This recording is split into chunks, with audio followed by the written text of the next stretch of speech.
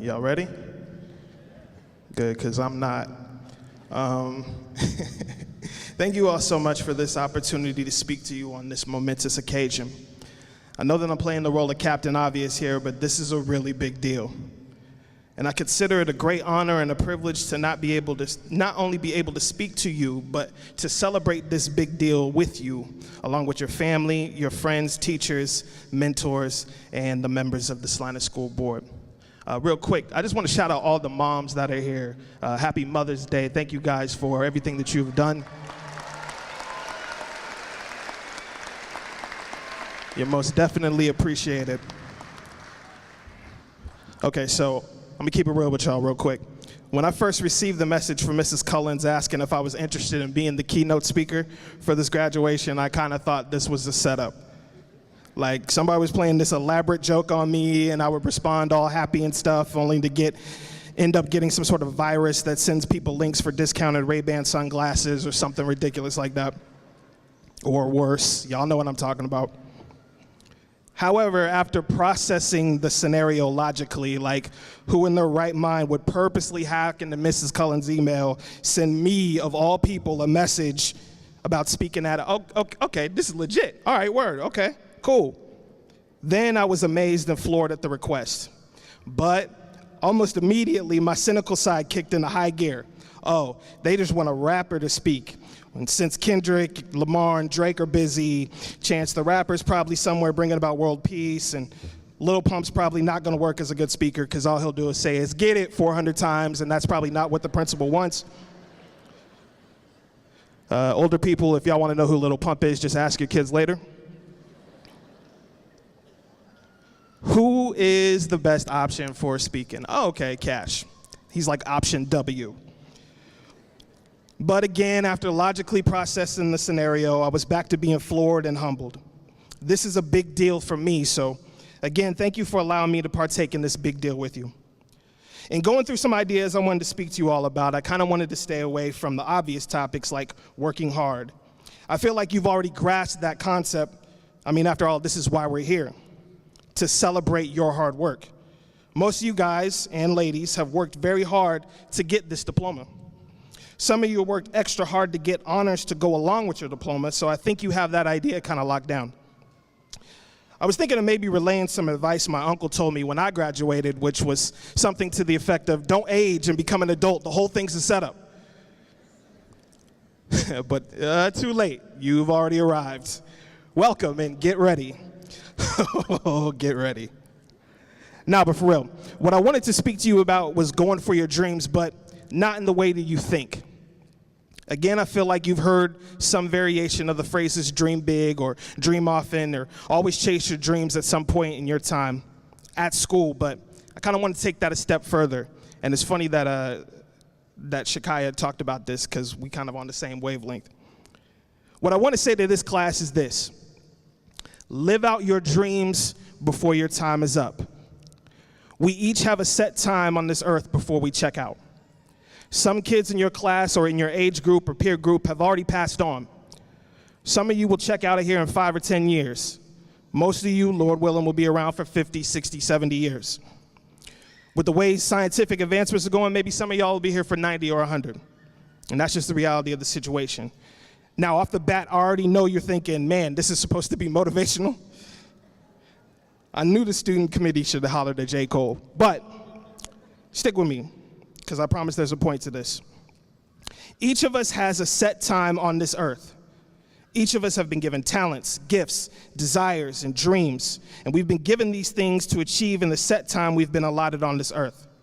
Some of you already know what your gifts and your passions are. You already know your plan of attack and how you want to pursue those things, and that you're going for it. Awesome. Some of you are trying to figure out what it is that you want to do or be in this next phase of life. You're headed to college or vocational school or the military to try to figure it out, or no school at all. Also cool, perfectly fine, totally normal. But my challenge to you is this: the moment you figure out what your gifts are, what your passions are, what you aspire to be and do, whatever experiences you want to live out, do it. Live it out. Live it out to your maximum potential while you are here and while you still have time. Also, no, it may not be just one thing that you're meant to do. Some of us have more than one passion, more than one dream, more than one experience we want to chase after. There's this weird notion that we only have one thing that we're meant for, and quite honestly, that limits your potential. Even worse, it limits your impact. Live out your passions, plural.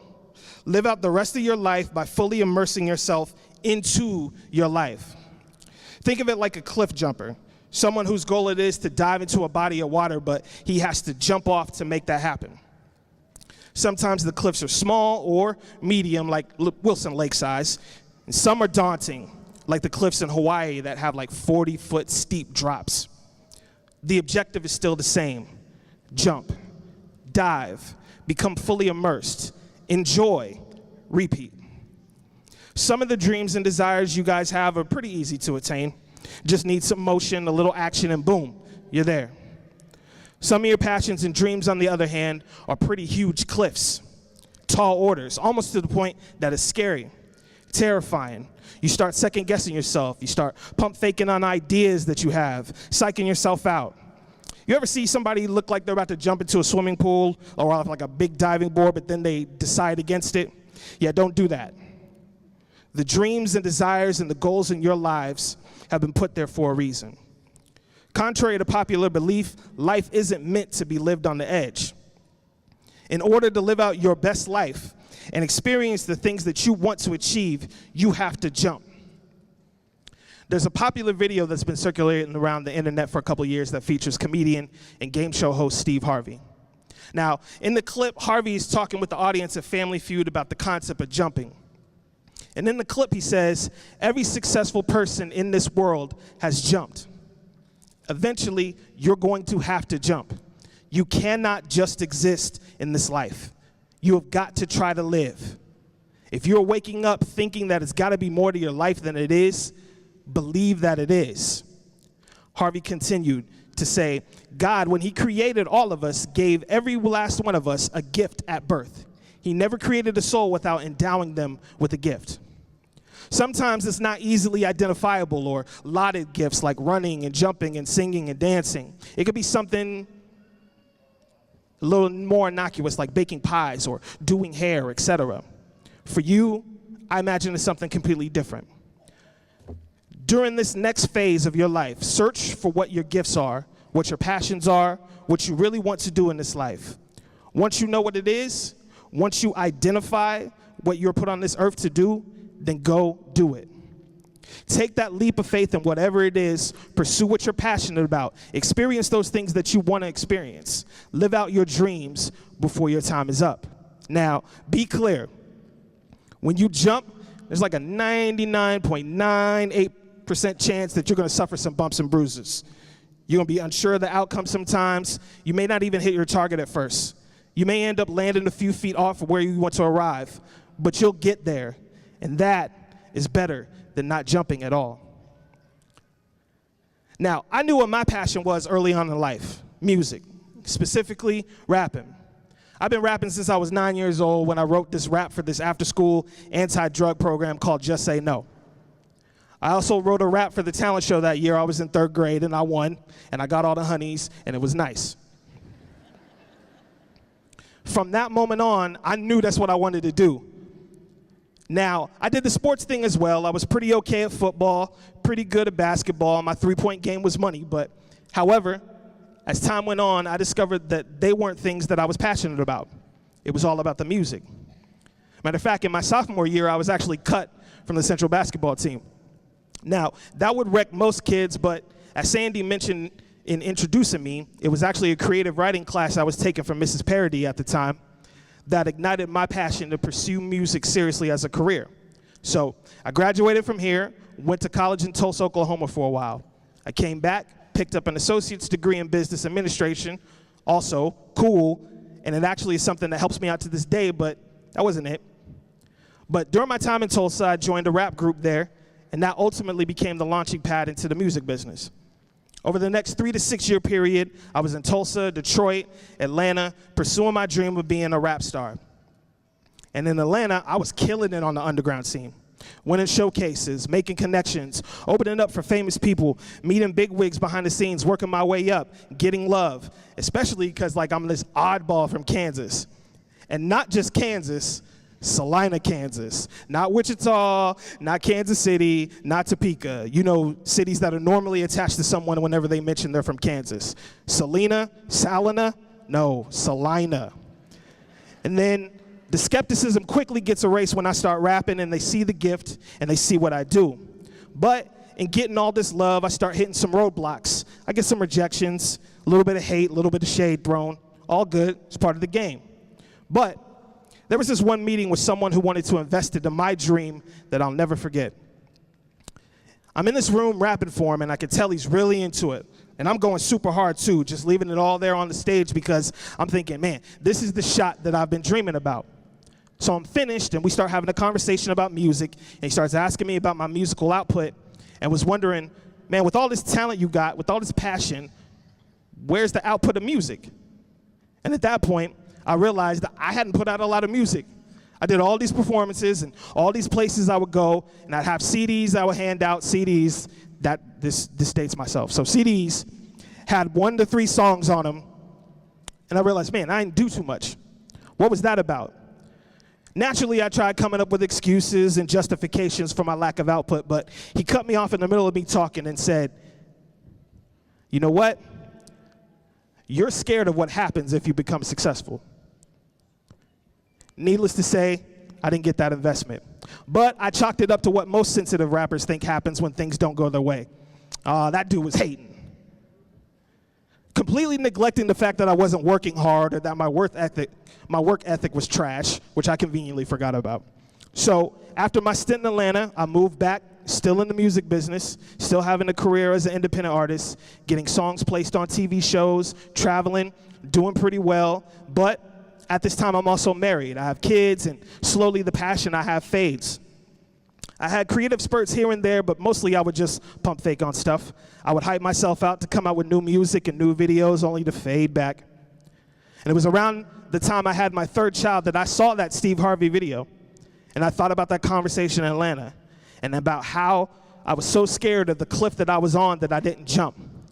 All of this time had passed, and I was doing other things like getting involved in the community and teaching poetry and hip hop, but I had never jumped off of that cliff.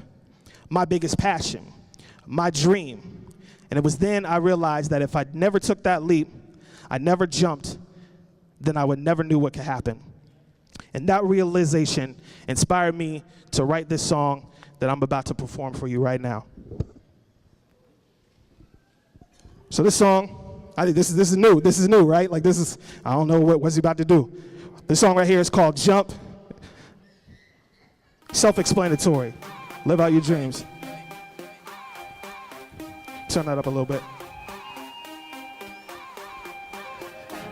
It's mad awkward in here right now. We'll be all right. Let's turn it up. Gotta live these dreams before I'm dead.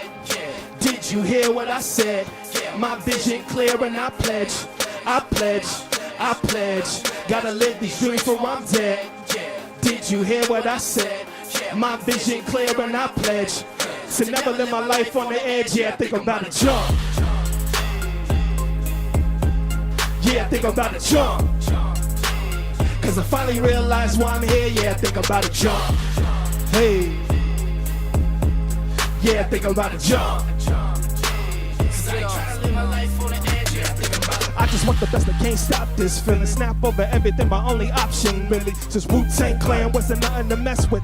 Bars and the beats, hooks with the message. Mine's off the pine, all my P's and Q's. CH got the juice, it's my time to shine. Haters like, oh you follow Sean Carter's blueprint. Wrong hove, homie, this is God on a movement. Why do I keep second guessing? No. Like I don't know where my blessings flow from and how far will this endeavor go. But if I never take a leap, then I'll never know. Looking over the cliff, frozen stiff, even though I'm bestowed with the gift to uplift. The mind keeps racing, prone to a diff, scared I won't reach the peak, blown in a drift. Easy to exist, insist on resisting. The risk is consistent with greatness. Miss it and make it, time to face it, suck it up, own it. Every second I've lived has brought me to this moment. I'm so over that pump fake life. Only got one chance to run, take flight. A few deep breaths while remembering my pledge to never live my life on the edge. You know I gotta jump. Yeah, I think I'm about to jump. Cause I finally realized why I'm here. Yeah, I think I'm about to jump. Hey. Yeah, I think I'm about to jump. It's my declaration. Gotta live these dreams while I'm dead. Did you hear what I said? My vision clear and I pledge. Gotta live these dreams while I'm dead. Did you hear what I said? My vision clear and I pledge to never live my life on the edge. Yeah, I think I'm about to jump. Thank you.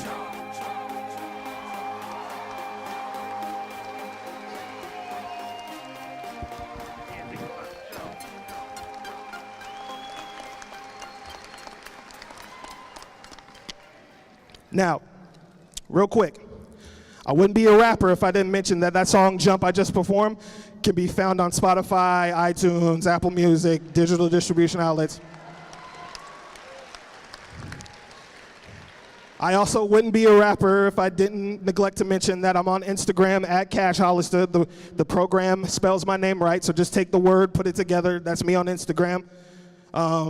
All my social media handles on there, Twitter, Facebook. I know you guys aren't on Facebook, but the older people out in the crowd, Facebook. I'm on Snap a little bit.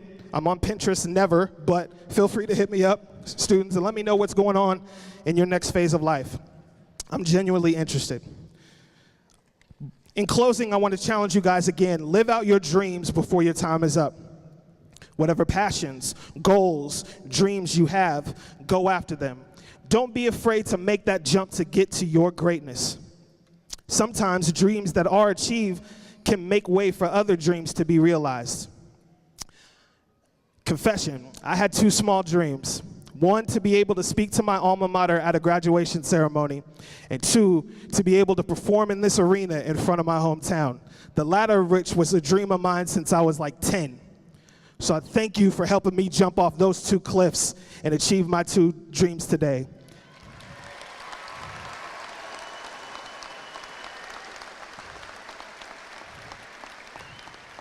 I thank you for that, and I hope that my words inspire you to jump off of yours. In the words of lyrical wordsmith Little Pump, let's get it. Congratulations, class of 2018, salute, go Mustangs. God bless y'all.